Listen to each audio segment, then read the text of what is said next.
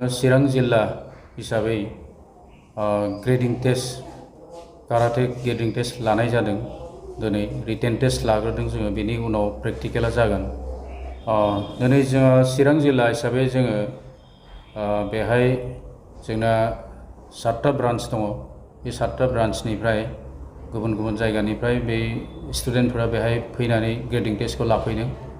जोंहा अल India सैसेनकाय सिटरिय' style जितु जोङो स्टाइलखौ खालामगासिनो दङ आरो बेनि आन्दारावनो दा ग्रेडिं टेस्टआ जागासिनो दङ। बेयो ओरैबायदि ग्रेडिं टेस्टआ आन्डार 6 मान्थनि गेजेराव बेयो जाबाय थायो।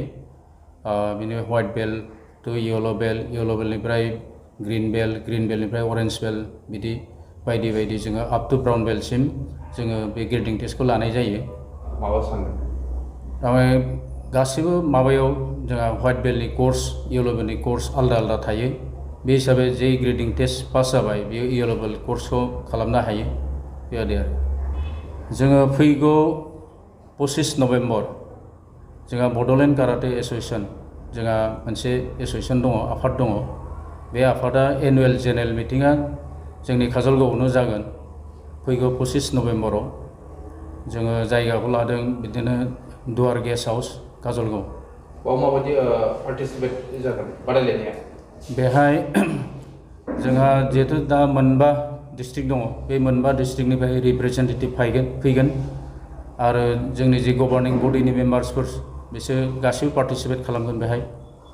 दा जों बेखौनो लुबैगोन जोंनि जेसेबां बे गुबुन गुबुन जिल्लायाव जोंहा एक्जिकिउटिभ मेम्बार्सफोर दङ, सदस्यफोर दङ, बिसोरखौ जोङो गासिनोबो लाइजाम हरजोब्बाय फैनो थाखाय आरो बिथांमोना 25 तारिखआव सफैगोन। जोङो 11टा बाजिनिफ्राय जोङो बे मिटिंखौ जागायगोन। काराटेनि गेजेरजों सासे फरायसाया माबायदि जौगाखांनो हायो बिनि बादै एसेसो बुंनो।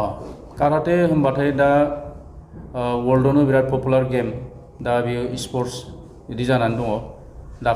दाख्लैबावैसो जितु नर्थ इस्ट गेम्स जादोंमोन शिलंआव, बेहायबो जोंनि तामुलपुर माबानिफ्राय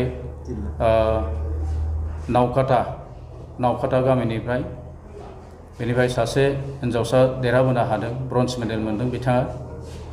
बिदिनो नावकाटा गामिनिफ्राय बेनिफ्राय सासे हिन्जावसा देरहाबोनो हादों, ब्रन्ज मेडेल मोनदों बिथाङा। बिदिनो दा काराटे होनबाथाय मेरला स्कप दंसै। दा जोङो state level, national level, international level प्लेयारफोरखौ जोङो दा रेडि खालामगासिनो दङ आरो बेबादिनो जोङो ट्रेनिं होगासिनो दङ।